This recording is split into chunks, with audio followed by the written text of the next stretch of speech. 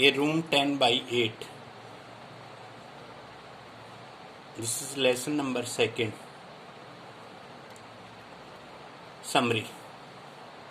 This lesson is based on the theme of generation gap.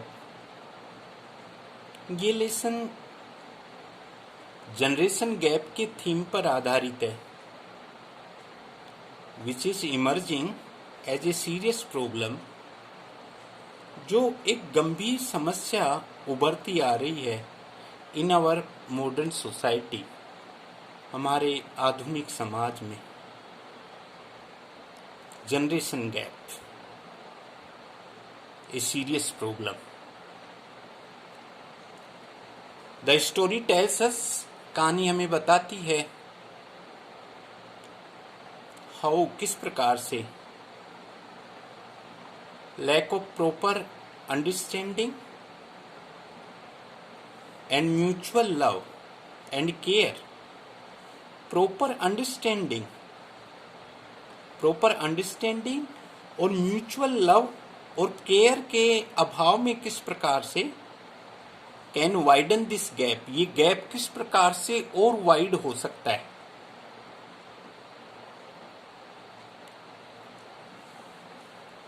It is a grave concern of today. आज की ये एक गंभीर चिंता है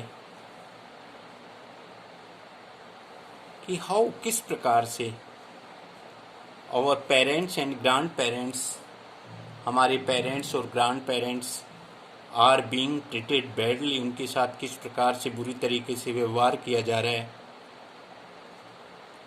by the modern fashionable society, आधुनिक फैशनेबल समाज के द्वारा. इन दिस स्टोरी, इस कहानी में द मेन कैरेक्टर, मुख्य जो पात्र है, हुई the mother of mister Malik, mister Malik की जो माँ है, इज नेग्लेक्टेड, उसकी उपेक्षा की जाती है.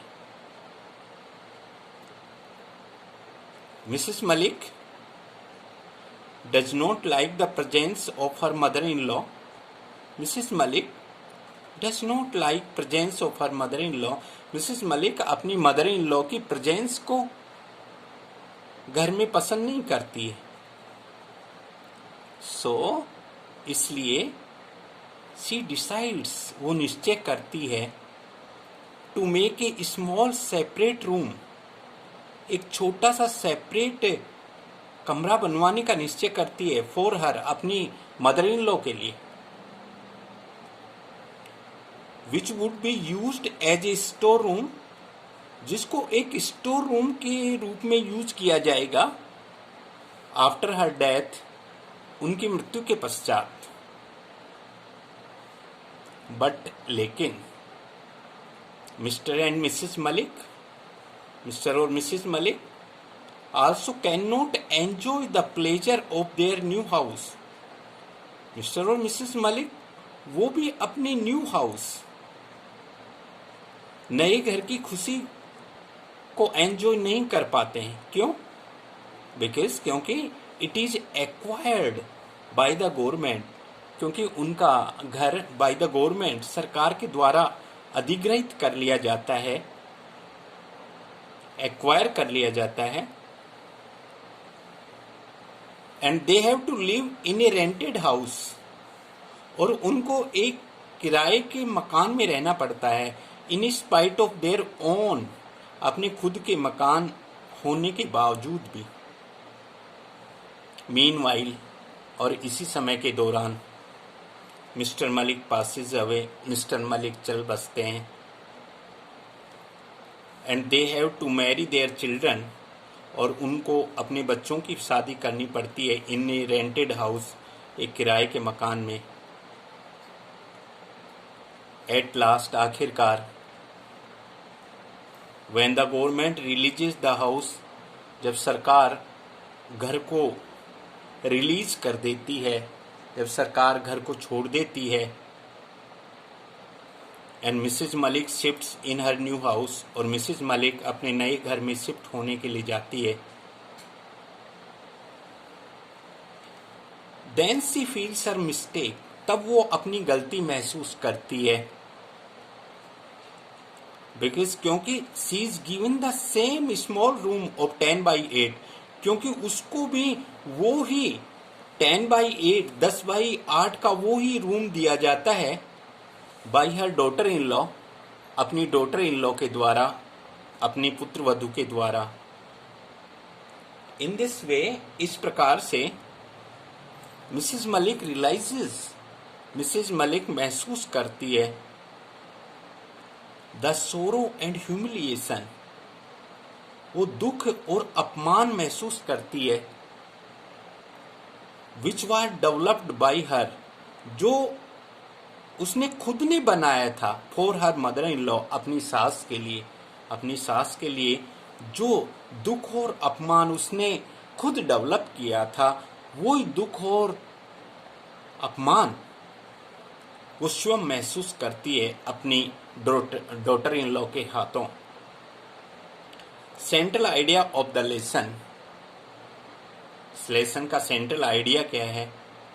थ्रू दिस लेसन, इस लेसन के माध्यम से the writer wants to deliver us, writer हमें एक important message,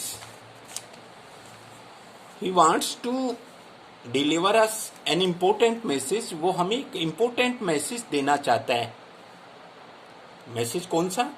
that we must have perfect faith and regard, कि हमें फेथ रखना चाहिए, विश्वास रखना चाहिए, रिगार्ड रखना चाहिए, प्रॉपर रिगार्ड रखना चाहिए इन आवर हार्ट, हमारे दिल में, फॉर आवर एल्डर्स, हमारे बड़ों के लिए। We ought to obey their commands, हमें उनकी आज्ञा का पालन करना चाहिए। And prefer them as the main character of our family, और हमें उनको हमारी फैमिली, हमारे परिवार का मुख्य पात्र, मुख्य सदस्य समझना चाहिए। बिकॉज क्योंकि इट इज फैक्ट, ये फैक्ट है, ये बात सत्य है, that the youth of today, कि आज का जो युवा है, will be the age of tomorrow, वो कल का वृद्ध व्यक्ति बनेगा। Mrs Malik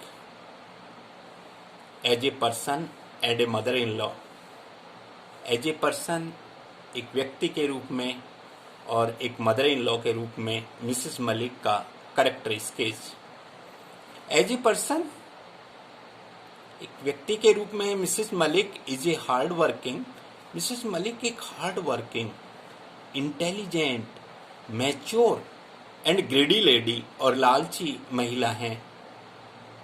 she has a jealous nature, उनका नेचर ईर्ष्यालु है। शी वर्क्स हार्ड, वो कठोर मेहनत करती हैं। During the construction of her house, अपने घर के कंस्ट्रक्शन के दौरान वो हार्ड वर्क करती हैं। बट लेकिन we find the sense of jealousy in her heart, लेकिन उनके दिल में हमें ईर्ष्या की भावना मिलती है for her daughter in law, अपनी डॉटर इन लॉ के लिए, अपनी पुत्र वधू के लिए। शी कैन नॉट टॉलरेट, वो सहन नहीं कर सकती her free and modern ways of life, अपनी डॉटर इन लॉ के फ्री और मॉडर्न वेज, स्वतंत्र और जीवन के जो आधुनिक तरीके हैं, उनको वो सहन नहीं कर पाती।